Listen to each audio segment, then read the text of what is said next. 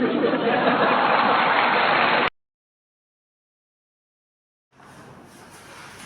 selamat pagi anak semuanya. Pagi, Bu. Selamat pagi anak semuanya. Pagi, Bu. Masih semangat semuanya? Semangat. Bu. Kenapa? Semangat. Oh, semangat. Berapa semangat menjadi semangat? Semangat semuanya. Semangat, Bu. Baiklah, sebelum kita memulai pelajaran kita hari ini, saya akan menunjuk Desman untuk bikin doa. Jangan cicik Desman, doa. Sebelum kita mulai belajar kita, mari kita berdoa. Menurut bersama supaya kita melakukan doa. Doa selesai. Baik, berdoa sudah selesai. Mari kita sebelum itu kita akan melakukan ice breaking. Jadi semuanya tolong berdiri.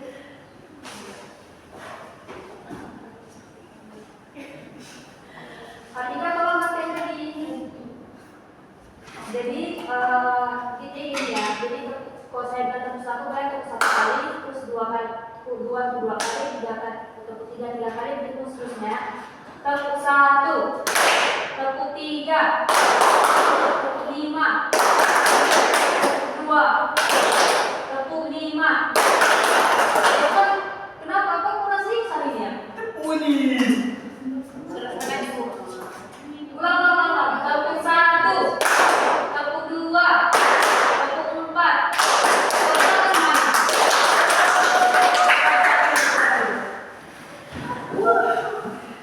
Oke, hari ini saya akan mengabsen semua anak-anak semuanya.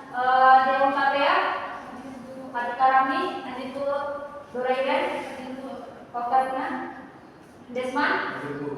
Baik.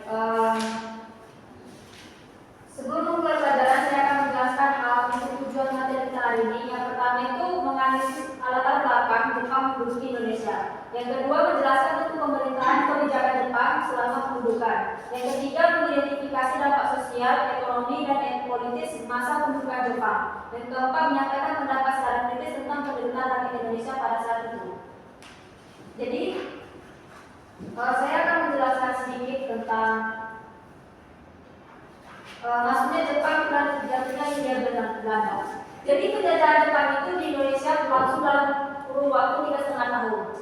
Penjajahan ini berlangsung dengan konteks Perang Asia Timur Raya yang merupakan bagian dari Perang Dunia II. Karena peristiwa ini juga berlangsung dalam suasana perang yang tidak terlalu lama, sebagian ahli itu menyebutkan bahwa pendudukan, meskipun demikian, apa yang dilakukan Jepang di Indonesia itu dari tahun 1942 sampai 1945 itu dapat disebut sebagai penjajahan karena sifatnya yang berekspoliatif. Jepang ini mengekspoliatif atau menguras kekayaan alam atau sumber daya yang ada di Indonesia untuk mengejar ambisinya sebagai wilayah untuk menguasai sebagai wilayah Asia Timur Raya. Yang pertama itu ekspansi Jepang dan Perang Asia Timur Raya. Jadi sejak restorasi Meiji pada abad ke-19 itu, Jepang mengalami kemajuan yang pesat di bidang ekonomi, terutama industri. Jadi Jepang itu memperluas wilayah kekuasaannya hingga ke Taiwan, Tiongkok, dan Korea. Hingga pada tahun 1905, Jepang ini bahkan berhasil menguasai Rusia, dan peristiwa ini juga menambah kepercayaan Jepang untuk yang merasa dirinya bahwa dia itu lebih unggul dari bangsa Asia lainnya. Yang kedua, Perang Dunia II dan jatuhnya Hindia Belanda. Perang Dunia ini kan mulai meletus itu tahun pada September 1939 dan Belanda ini juga terseret dalam perang ini. Jadi pada Mei 1940, Jerman berhasil menduduki Belanda dan membuat Ratu Belanda beserta keluarganya itu mengungsi ke Inggris. Karena itulah saat Inggris berperang dengan Jepang di Asia, Belanda dan koloninya pun ikut terlibat. Nah, penjajahan Jepang dan transformasi pemerintahan Indonesia tidak seperti Hindia Belanda yang memiliki pemerintahan yang terpusat. Jepang ini membagi Indonesia menjadi 3 wilayah dengan pemerintahannya. Yang pertama, daerah Sumatera dikuasai oleh Angkatan Darat atau Ripumun ke-25 dengan pusatnya di Bukit Tinggi. Yang kedua, Jawa dan Madura di bawah Angkatan Darat ke-16 yang berpusat di Jawa. Papua. Terus di wilayah yang ketiga, Kalimantan dan wilayah Indonesia Timur itu dikuasai angkatan laut atau KAIDUR. Pemerintah masing-masing wilayah itu memiliki kebijakan yang sangat berbeda. Nah, untuk dampak penjajahan Jepang di berbagai bidang. Yang pertama itu dari bidang sosial. Jadi ada dua hal yang menjadi prioritas Jepang pada saat itu. Yang pertama menghapus pengaruh-pengaruh Barat di kalangan bangsa Indonesia. Yang kedua memobilisasi bangsa Indonesia untuk kepentingan perang Asia Timur Raya. Yang kedua di bidang pemerintahan. Saat Jepang mulai berkuasa, pejabat-pejabat di kolonial yang berasal dari Eropa itu disingkirkan. Namun orang Indonesia ini dipertahankan atau bahkan untuk ikut dipromosikan supaya mereka terlibat untuk ikut dalam kegiatan Jepang ini. Yang ketiga dari bidang budaya dan pendidikan. Jepang ini ingin menghapus pengaruh Barat kan dari Indonesia, termasuk dalam bidang bahasa dan budaya. Jadi sebagai gantinya Jepang berusaha mempromosikan bahasa mereka untuk menggantikan bahasa Belanda. Hal ini salah satunya dilakukan melalui pendidikan. Namun karena kurangnya guru yang tersedia dan sedikitnya orang Indonesia yang bisa berbahasa Jepang, jadi pada akhirnya bahasa Indonesia ini digunakan secara luas. Yang keempat di bidang militer. Jepang juga mendirikan sekolah militer di berbagai tempat-tempat untuk melatih orang-orang di Indonesia yang tergabung dalam organisasi militer atau semi militer. Contohnya itu kayak Heiho, Penta, dan lain sebagainya. Nah, itu dia tadi sedikit pengantar untuk materi. Jadi ibu akan memberikan tugas. Kalian ada berapa? 1, 2, 3, 4, 5 ya. Jadi mungkin satu kelompok ada 3 orang kan? Jadi dia Okta Iren satu kelompok, Desna Semantika satu kelompok. Jadi saya kasih tugas. Perwakilan masukkan tolong.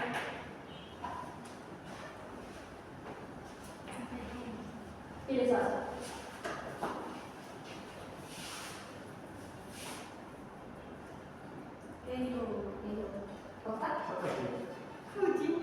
Ujikan. Nah, jadi sesuai dengan materi itu kalian akan mencari materinya. Nanti kalian semua akan maju ke depan untuk menjelaskan apa yang dimaksud itu.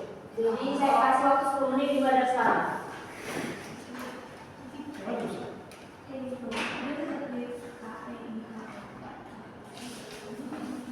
Penjelasan. Ya.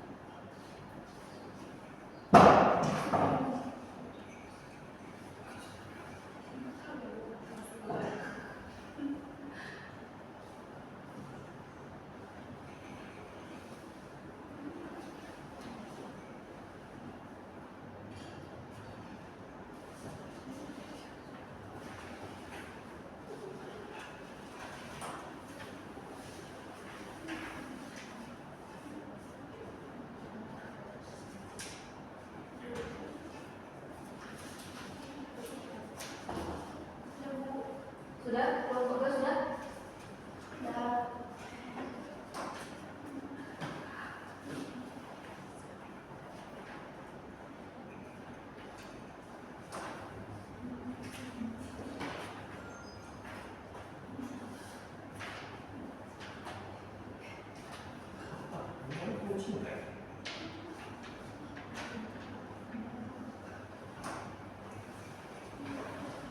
Sudah siap?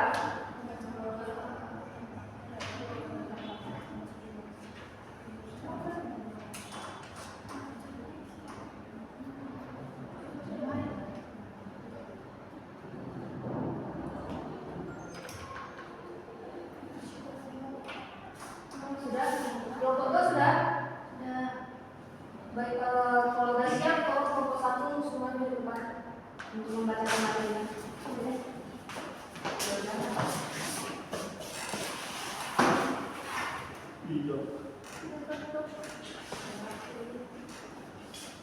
Boleh.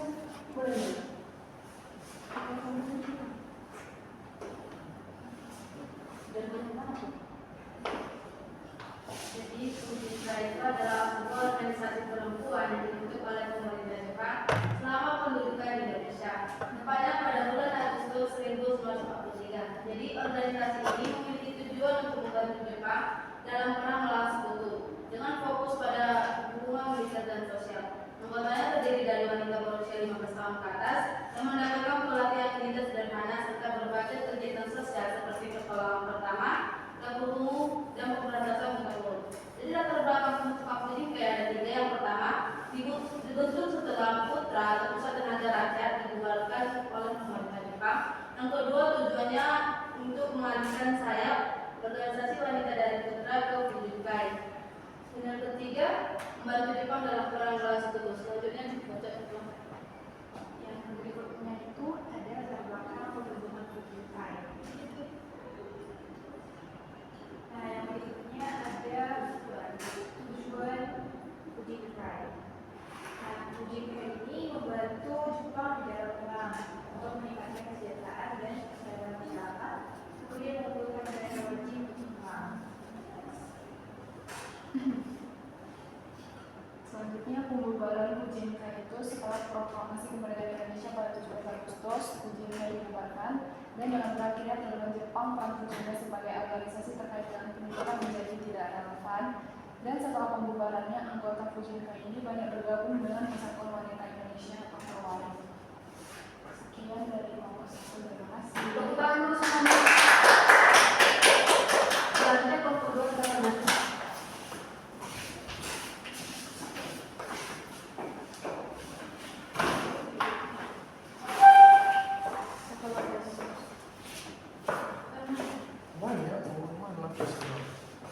Jadi saya akan membacakan tentang pengabdian dari Hero. Hero merupakan salah satu organisasi militer yang dibentuk Jepang selain PTA dan Yugun dengan tujuan utama memperkuat pertahanan Jepang menghadapi ancaman sekutu dalam perang Pasifik.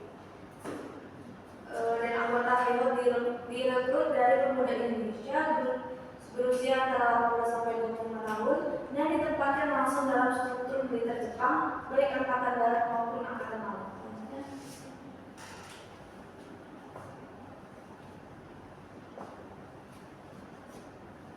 Kemudian Hego ini sendiri artinya yaitu prajurit. Seperti yang dijelaskan tadi, organisasi ini dibentuk pada tahun 1943 di bawah pemerintahan Jepang. Kemudian ketika mereka ini direkrut, mereka ini dijadikan sebagai bawahan atau pembantu oleh militer Jepang. Jadi tugas mereka itu seperti mengangkat logistik, membuat parit pertempuran dan membuat bunker. Dan mereka itu tidak dibayar. Dan terkadang mereka digunakan sebagai perisai manusia hidup di medan perang. Baik, sudah tertulis semuanya.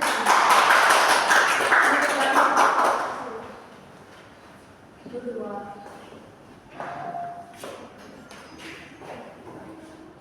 Lemas sekali sudah semuanya, Pak. Panas. Alasan. Baiklah, karena kalian sudah menyelesaikan tugas kalian tadi, jadi Ibu akan kasih tugas sebentar saya kirim dari Ibu kan.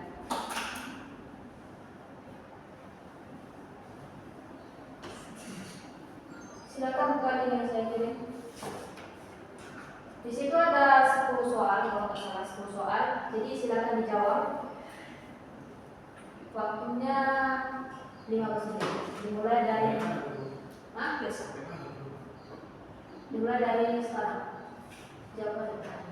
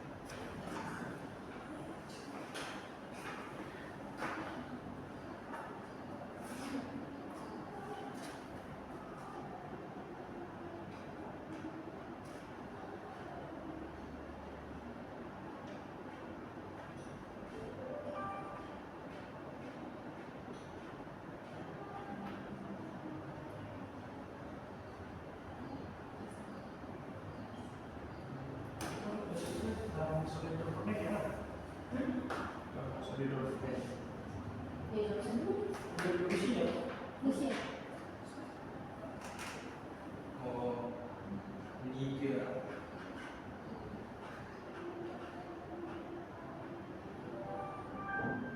Loh.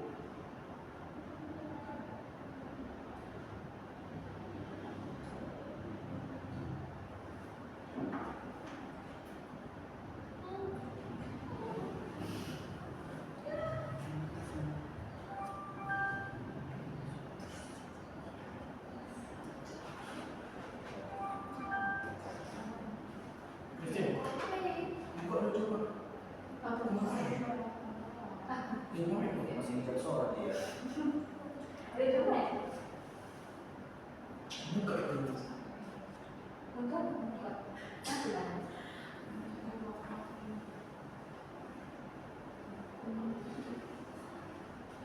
Sebenarnya ya sih. Kamu itu soal bisa lah. Siapa anonim? Masuk. Kau anonim. Di masalah. Itu kan melek. Tidak sampai 10.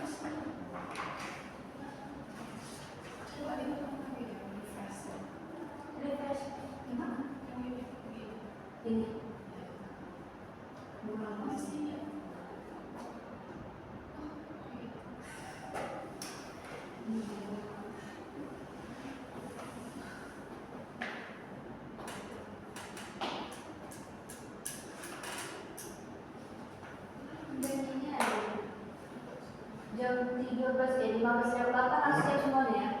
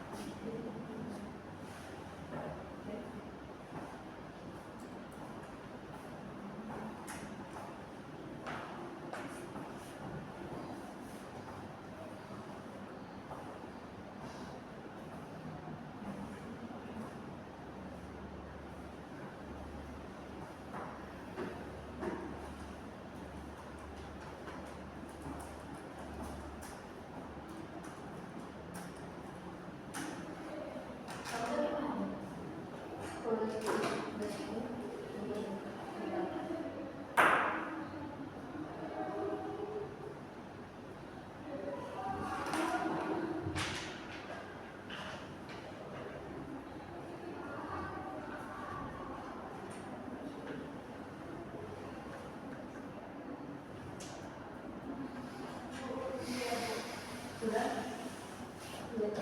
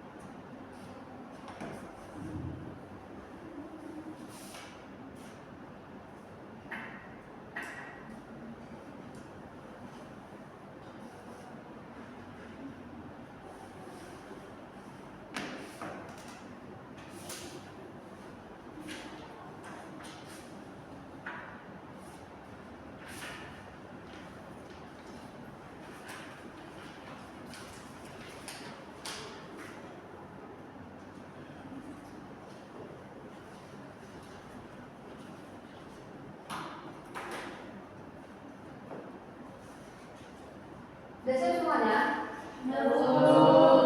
Baiklah, kalau sudah siap, kita akan mengakhiri pembelajaran kita hari ini. Jadi sebelumnya kita akan berdoa.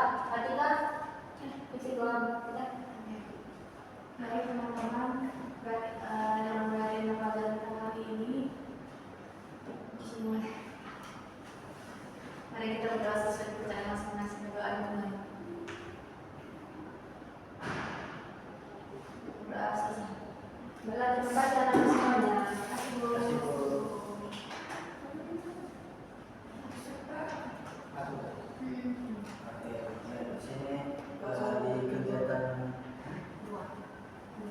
Di kegiatan pendahuluannya yang guru membuka pembelajaran Anda sudah dilaksanakan. Poin yang kedua juga sudah. Nah, yang di poin ketiga itu Christine menjelaskan tujuan pembelajaran dan kegiatan itu enggak ada dijelaskan. Pembelajaran dan alur kegiatan yang dilakukan itu. Tujuan kegiatan kita juga alurnya. Terus di kegiatan inti yang di tahap pertama itu Christine menjelaskannya terlalu cepat gitu, dan di sini Christine tidak memberikan pertanyaan sama siswa-siswa gitu. Kayak di sini saya semua.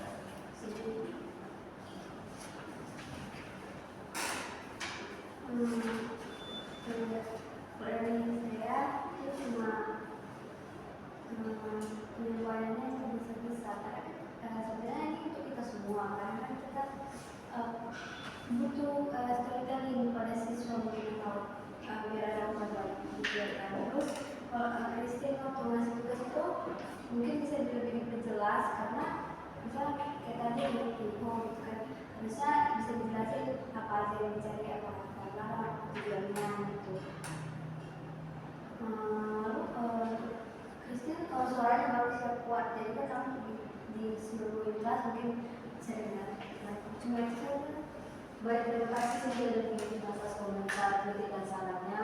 Depan saya bisa berbagi. Terima kasih semuanya.